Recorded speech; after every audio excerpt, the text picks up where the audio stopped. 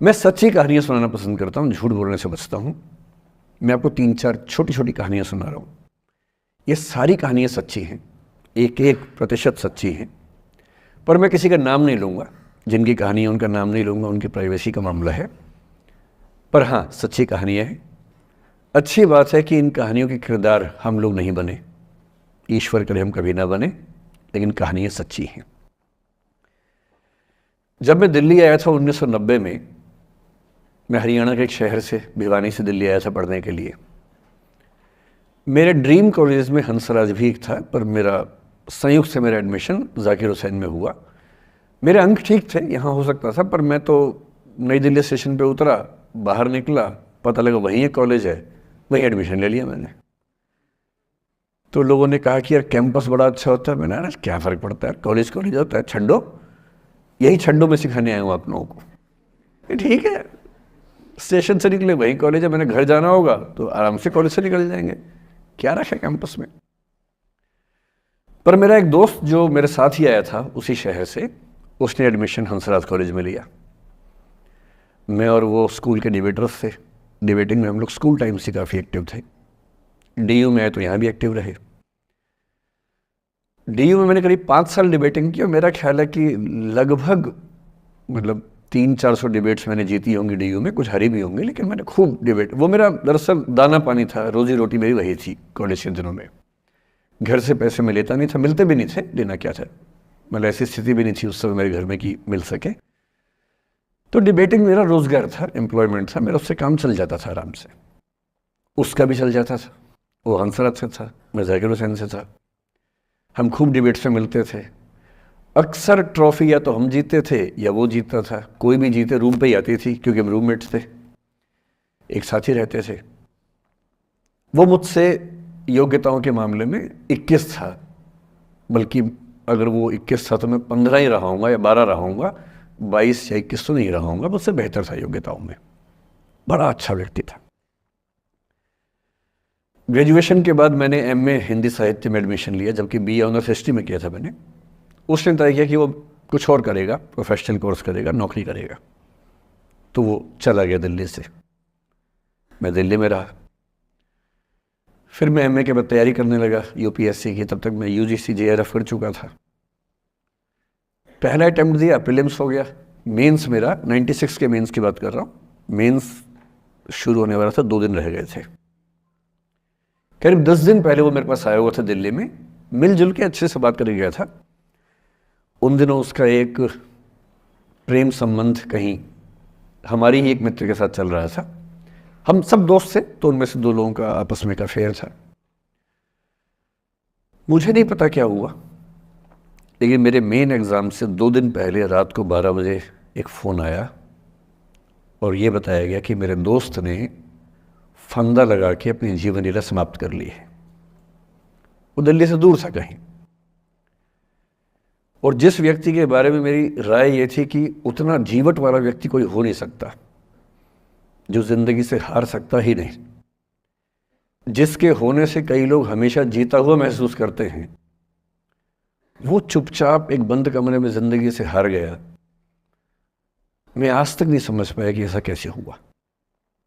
बाद में टटोला, उसके पेरेंट्स से बात हुई, भाई से बात हुई, उन्होंने उसकी याद में एक सोशल वर्क शुरू किया ताकि किसी और बच्चे को ऐसा ना करना पड़े। तो जो हल्का हल्का अनुमान हुआ वो है कि शायद कुछ ऐसा था रिलेशनशिप में जो नहीं संभल पाया था,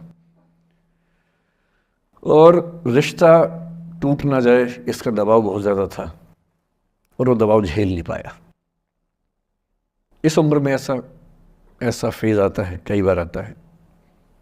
ये एक कहानी है, हंसराज कॉलेज से ही जुड़ी है, इसलिए मैंने सोचा कि वहीं से बात शुरू करूँ। नाम जैसा कि मैंने कहा मैं नहीं बताऊंगा, तो नाम बताने का मतलब भी नहीं। और वो जिसकी मैं कहानी सुना रहा हूँ, आप लोगों के जन्म से पहले की बात है। आप तो सब 21वीं सदी वाले बच्चे होंगे ना, जेन ज़ी होंगे आप सब लोग, तो ये तो बहुत पुरानी बात है। एक दूसरी कहानी सुनाता हूँ। मैं आपको 2-3 कहानियाँ सुनाऊंगा, फिर उन सबका सार निकाल लेंगे एक साथ हम लोग। दूसरी कहानी ये है कि जब मेरा सिलेक्शन हो गया 97 में, 96 अटेम्प्ट में पहली बार में मेरा सिलेक्शन हो गया था, मैं एक्सटेंशन लेके तैयारी कर रहा था और डीयू में मैं पढ़ा भी रहा था उस समय। तब मैं शायद डीएवी कॉलेज में था या अग्रसेन, मैं 2 जगह पढ़ा है डीयू में, तो उनमें से किसी कॉलेज में पढ़ा रहा था उस समय में। तो उस समय एक लाइब्रेरी है कैंपस में ही, सेंट्रल रेफरेंस लाइब्रेरी, आप जानते होंगे, CRL बोलते हैं, जो विवेकानंद जी की स्टैच्यू है उसके सामने ही वो लाइब्रेरी है। उस लाइब्रेरी में नीचे सब बैठ के पढ़ते हैं और टॉप फ्लोर पे रिसर्च फ्लोर है जहाँ MPhil PhD वाले बच्चे पढ़ते हैं। मैं उस समय शायद PhD कर रहा था या MPhil खत्म हुई थी, वहीं बैठता था, पढ़ता था रोज़। कई दोस्त पढ़ते थे हम लोग वहाँ। हम सुबह 8 बजे लाइब्रेरी खुलते ही वहाँ घुसते थे, रात को 1 बजे निकलते थे लाइब्रेरी बंद होने के समय। तो वहाँ एक छत थी, छत पे छोटी सी कैंटीन थी जहाँ हम लोग जब जब बोर होते थे दिन में 3-4 बार जाके चाय पीते थे। चाय पी ली, बिस्किट खा लिया, थोड़ी गप्पे मार ली, वो सब वहाँ करते थे। तो वहाँ मेरे बहुत सारे दोस्त थे, उनमें से कई लोग अब बहुत सीनियर सिविल सर्वेंट्स हैं, कुछ लोग प्रोफेसर्स हैं डीयू में। 2 बच्चे थे मुझसे जूनियर, 3-4 साल जूनियर थे, बड़े प्यारे बच्चे थे। मुझे उस समय तक पढ़ाई लिखाई का शौक अच्छा खासा हो गया था, तो वो रोज़ मेरे साथ बैठते थे केवल बात करने के लिए, किसी मुद्दे पर बहस करनी है तो बहस होती थी, समझते थे। फिर मुझे पता लगा कि वो दोनों रिलेशनशिप में हैं, रिश्ते में हैं, दोनों ने शादी भी कर ली। उनकी योजना डीयू में पढ़ाने की थी या सिविल सर्विस की भी थी शायद, पता नहीं। मेरा इंटरेक्शन बहुत ज़्यादा उसके बाद रहा नहीं उनसे, क्योंकि मैं सर्विस में चला गया था। इतने जिज्ञासु बच्चे थे दोनों, इतने जिज्ञासु कि उनसे मिलकर तबीयत खुश हो जाती थी, कि हर चीज़ जानने का मन करता था उनका, हर विषय पढ़ने का मन करता था। एकदम जीवन से भरे हुए बच्चे, आंखों में चमक ऐसे। फिर दोनों की शादी हुई तो मैं शादी में जा नहीं पाया, क्योंकि मेरा रिश्ता सिर्फ लाइब्रेरी में 1 घंटा गप मारने वाला था, उससे ज़्यादा था नहीं रिश्ता उनके साथ। फिर सुनता रहता था कि मैं सब बढ़िया चल रहा है, पढ़ाई कर रहे हैं, तैयारी कर रहे हैं। इंटरकास्ट मैरिज की उन लोगों ने, खूब हंगामा हुआ, दोनों घर में तलवारें खिंच गई, किसी तरह से तलवारें संभाली गई, मैनेज हुआ, दोनों साथ रहने लगे। और फिर 3-4 साल के बाद एक दिन मैंने खबर सुनी कि उस बच्ची ने फंदा लगा के जीवन लीला समाप्त कर ली। ये बात भी दिल्ली विश्वविद्यालय की है, उस दौर के सब लोग इस कहानी को जानते हैं। मेरे ख्याल से ये दोनों कहानी आपकी प्रिंसिपल मैडम जानती होंगी, नहीं ध्यान कर पाएंगे तो मैं उनको जैसे नाम बोलूँगा अकेले में वो तुरंत समझ जाएंगे मैं किसकी बात कर रहा हूँ। मैं आज तक नहीं समझ पाया कि ऐसा क्या हुआ होगा। तो बाद में अनुमान जो हुआ वो ये, इंटरकास्ट मैरिज, परिवार का दबाव, समाज का दबाव, आपस के दबाव, टॉक्सिक रिलेशनशिप, अंत में उस दबाव को न झेल पाना और जीवन समाप्त कर देना, ये हुआ। ये 2 घटनाएं हैं। एक तीसरी घटना ये है कि दिल्ली में आज से 25 साल पहले घटना घटी। आप लोग तब बस पैदा हुए होंगे, घुटनों में चल रहे होंगे, या उससे 5-7 साल पहले की बात रही होगी। ये घटना दिल्ली के सब सीनियर लोग जानते हैं, जिनकी उम्र 35-40 साल है वो सब जानते हैं इस घटना को। मोबाइल फ़ोन में वीडियो नया नया आया था उस समय, अब तो आपके हर फ़ोन में वीडियो है, अब तो सामने भी है, ताकि आप वैसा वाला मुंह बना के सेल्फी खिंचवा सके। पाउट बोलते हैं ना, मैं उसको देसी भाषा में सूअर जैसा मुंह बोलता हूँ, और वैसा ही बनता भी है, क्यूट क्यूट सा सूअर जैसा मुंह बना के लोग सेल्फी खिंचवाते हैं, उसको बोलते हैं पाउट। तब तो कैमरा फ़ोन में पहली बार आया था, तब लोग अभ्यस्त नहीं थे। अब जैसे आप लोग कितने अभ्यस्त होंगे, हम भी होने लग गए अब तो। अब हम किसी से बात करते हैं तो हम ये एज्यूम करके चलते हैं कि उसने फ़ोन में कुछ ना कुछ ऑन कर रखा होगा, या तो आवाज़ रिकॉर्ड करेगा या वीडियो बनाएगा। तुम कितने केयरफुल होकर बोलते हैं, कितने कॉन्शियस रहते हैं। और सर्विलांस सोसाइटी की सबसे बुरी बात यह है कि हम हमेशा चौकन्ने रहते हैं, हम सहज हो ही नहीं पाते। सहज रूप से 2 लोग बात कर लें, हो ही नहीं पाता। तो मैं तो अपने ऑफिस में कई बार ऐसा करता हूँ, जब हम 3-4 लोग बैठते हैं इनफॉर्मल बातचीत के लिए, हम सब अपना अपना फ़ोन कमरे के बाहर छोड़ के आ जाते हैं, फिर 2 घंटे बात करते हैं, इस भय से मुक्त होके कि कहीं कोई रिकॉर्ड तो नहीं कर रहा। ये हालत है आज की। उस ज़माने में तो फ़ोन थे। मोबाइल फ़ोन आया था भारत में लगभग 1995 के आसपास पहली बार। बड़ा महंगा था, 16 रुपये प्रति मिनट इनकमिंग, 16 रुपये प्रति मिनट आउटगोइंग, ये रेट से उस समय। और फ़ोन वो थे जिनसे आप कील भी ठोक सकते हैं, वैसे वाले फ़ोन थे, बटन वाले फ़ोन थे। नोकिया एक कंपनी थी, उसके फ़ोन हुआ करते थे। उसके 4-5 साल के बाद क्या हुआ, पहली बार किसी कंपनी ने फ़ोन में कैमरा लगा दिया। ये बात उस समय के लोग नहीं समझते थे। जब भी नई तकनीक आती है उसको समझने में टाइम लगता है। जो पहले समझते हैं फ़ायदा उठा लेते हैं, जो थोड़ा लेट समझते हैं वो उसका नुकसान उठाते हैं। उस समय दिल्ली के एक प्रसिद्ध स्कूल में 11वीं-12वीं क्लास के 2 बच्चों में आपस में कोई रिलेशनशिप रही होगी। वो दोनों किसी ऐसी सिचुएशन में थे जो सिचुएशन बहुत ही प्राइवेट किस्म की थी, बहुत निजी किस्म की थी, जिसको पब्लिक नहीं कर सकते। कुछ फिजिकल रिलेशनशिप जैसा मामला था। उस दुष्ट लड़के ने लड़कों के इतिहास को कलंकित, लड़कों का इतिहास वैसे भी कलंकित ज़्यादा है, उसे और कलंकित करते हुए उस पूरे सिचुएशन का वीडियो बना लिया। ऐसे मामलों में दुर्भाग्य है, मैं लड़का हूं इसलिए लड़के पवित्र थोड़ा ना हो जाएंगे। लड़का है, इतिहास कलंकित तो है, उसका वीडियो बना लिया और दुष्टता का चरम स्तर निभाते हुए वो वीडियो अपने एक दोस्त को शेयर कर दिया। ये कहे कि किसी और को दिखाना मत, जैसा कि होता है अफवाहों की दुनिया में। हर अफवाह एक व्यक्ति एक को ही बताता है, ये कह के किसी और को मत बताना, और अगला व्यक्ति भी अगले को यही कह के बोलता है किसी और को मत बताना। और इस तरह से पूरे शहर को खबर होती है और सबको लगता है कि सिर्फ मुझे पता है। वो वीडियो फैल गया। नए नए फ़ोन आए थे, पर वो फ़ोन कम लोगों के पास थे, कैमरे वाले फ़ोन। तो फ़ोन से कितना फैलता, ज़्यादा नहीं फैला। लेकिन उस समय दिल्ली की एक कुख्यात मार्केट हुआ करती थी, पालिका बाज़ार, अभी भी है, पर तब वो कुछ और कामों के लिए कुख्यात हुआ करती थी। अब तो कपड़े मिलते हैं, तब कपड़ों के साथ कई चीज़ें और मिलती थी वहाँ। जैसे गंदी फिल्मों की सीडी चाहिए हो तो वहाँ मिलती थी, ग्रे मार्केट में, चोरी छिपे। इस वीडियो को सीडी में कन्वर्ट करके लोगों ने वहाँ से खरीदा, लाखों करोड़ों की संख्या में। नए नए टेलीविज़न चैनल प्राइवेट आए थे, और प्राइवेट टीवी चैनल को खबरों की भूख इतनी होती है कि वो खबर के लिए जान दे सकता है और जान ले भी सकता है किसी की। 24 घंटे इस खबर पे, इस चीज़ पर खबरें चल रही थी सारे चैनल्स में कि ये वो लड़का है जिसने ऐसा किया, ये वो लड़की है, ये वो स्कूल है, इस स्कूल की प्रिंसिपल से बात करेंगे, इससे बात करेंगे। वो जो बच्ची थी जिसकी इसमें कोई गलती नहीं थी, सिवाय इसके कि वो किसी एक लड़के से प्रेम करती थी, जो कि उस उम्र में बच्चे कर बैठते हैं। इसके लिए बहुत चिल्लपौनी मचानी चाहिए। बच्चों को आप हर बात पे अपराधी नहीं मान सकते। उस बच्चे की गलती सिर्फ इतनी थी कि उसने अपने दोस्त पे भरोसा किया, जो भरोसे के लायक था नहीं। वो नीच किस्म का व्यक्ति था जिसने उस संबंध की गरिमा को समझा नहीं। उस बच्ची के घर के बाहर 24 घंटे न्यूज़ चैनल से कैमरे खड़े रहे। घर से कोई भी निकले 50 कैमरे पीछे, आप बताइए आपकी बेटी कैसी है, आप बताइए आपकी बहन कैसी है। अंत में उस पिता ने अपनी बच्ची को इस देश से बाहर भेज दिया। उसके कुछ दिन बाद की जो खबर टीवी चैनल से नहीं दिखाई, उसके पिता ने आत्महत्या कर ली। ये तीसरा इंसिडेंस है।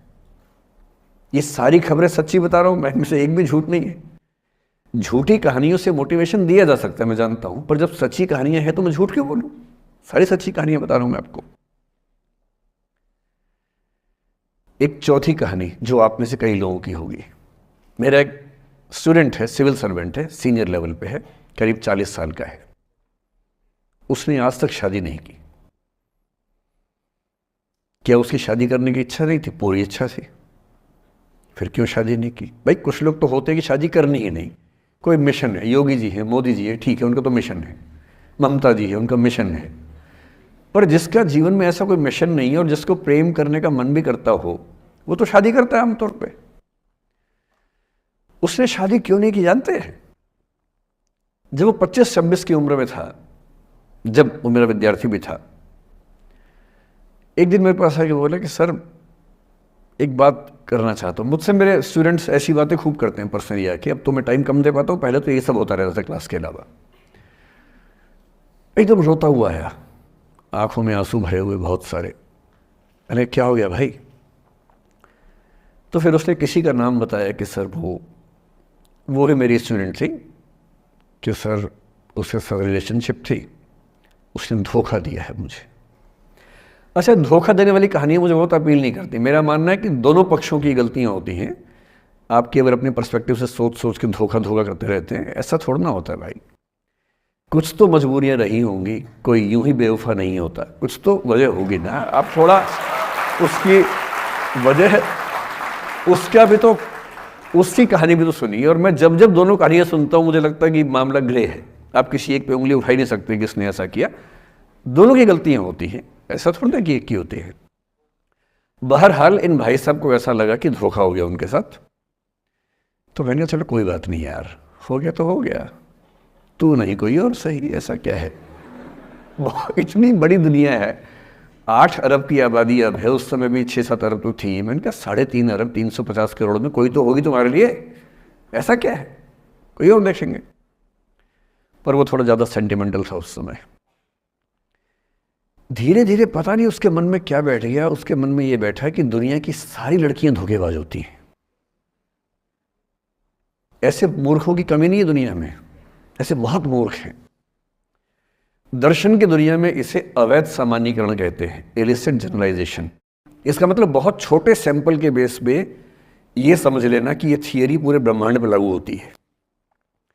एक लड़की ने धोखा दिया, मान लीजिए धोखा दिया, धोखा इसने दिया कि उसने दिया कि किसी ने दिया, जो भी कहानी हो, एक सैंपल से ये मान लेना कि सब ऐसे होते हैं। और उसके बाद से उसने कम से कम 10 बार कोशिश की, 10 लोगों से मिला, बातचीत की शादी के लिए। डेटिंग तो क्या करेगा 40 की उम्र में, लेकिन हाँ बातचीत करके देखा कि शायद रुचियाँ मिल जाएं, स्वभाव मिल जाए तो शादी के बारे में सोचें। हर बार 3-4-5 मीटिंग के बाद वापस हट जाता है। अब तो मैंने पूछना बंद कर दिया है।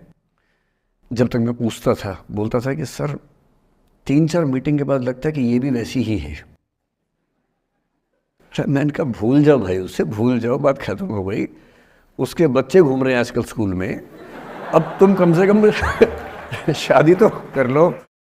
वो भाई साहब आज तक अकेले हैं, और अब तो बाज़ार में मूल्य भी कम हो गया उनका, अब विकल्प भी ज़्यादा नहीं मिलते हैं। अब जो विकल्प मिल रहे हैं वहाँ उसकी रुचि और कम हो गई है। तो पूरी संभावना है कि वो जीवन अकेले ही गुजरेगा अब उसका।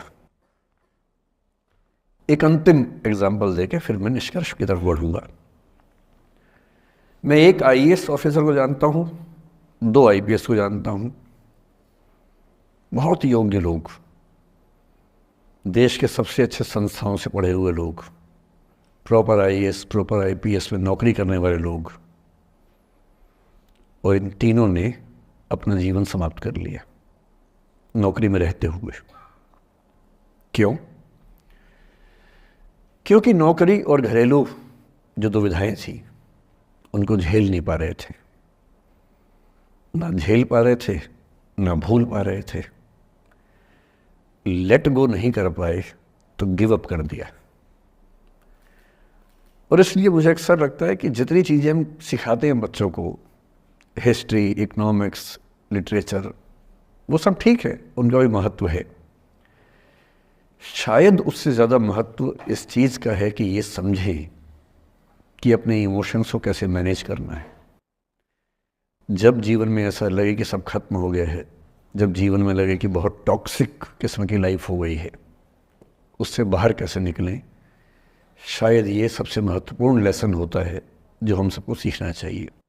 मैंने कहीं से सीखा नहीं है, ना मैंने ऐसी किताबें पढ़ी हैं। हालांकि मैंने 2 किताबें मंगवाई हैं पिछले हफ्ते, पढ़ी नहीं है अभी तक, तो मैं किताबों के बेस पे नहीं जानता कैसे सीखते हैं, लेकिन ज़िंदगी से तुम सीख सकते हैं। इन कहानियों का सबका एक ही सार है, वजह अलग अलग है। एक व्यक्ति ने इसलिए अपना जीवन समाप्त किया कि वो रिश्ता उसके हाथ से छूट रहा था। एक ने इसलिए जीवन समाप्त किया कि ये रिश्ता बन गया था पर समाज के दबाव, घर के दबाव मैनेज नहीं कर पाए। एक ने ज़िंदगी भर शादी नहीं की सिर्फ इसलिए कि वो पुरानी यादों को भूल नहीं पाया। अरे एक बार गलती हो गई तो हो गई, आगे तो संभावना जीवन में है भाई, क्यों इतना हावी रखना उसी दिमाग के ऊपर। कुछ लोग देश की सबसे अच्छी नौकरी में होकर हर पैमाने पर सफलता की हर कसौटी पे खरा उतरने के बाद जीवन नहीं बचा पाए, क्योंकि दूसरों की नज़र में आप बहुत सफल हो जाए, अपनी नज़र में शून्य हो, तो फिर जीवन कैसे बने, जीवन कैसे बचे। इन सारी कहानियों का मूल भाव एक ही है, अगर आप खुद को हैंडल नहीं कर सकते तो दुनिया को क्या हैंडल करेंगे। दुनिया को हैंडल करने से पहले खुद को हैंडल करना सीखना पड़ता है, और उसका सबसे आसान जो रामबाण उपाय है उसको बोलते हैं द आर्ट ऑफ लेटिंग गो, जाने दो। वो अफसाना जिसे अंजाम तक लाना न हो मुमकिन, उसे एक खूबसूरत मोड़ देकर छोड़ना अच्छा।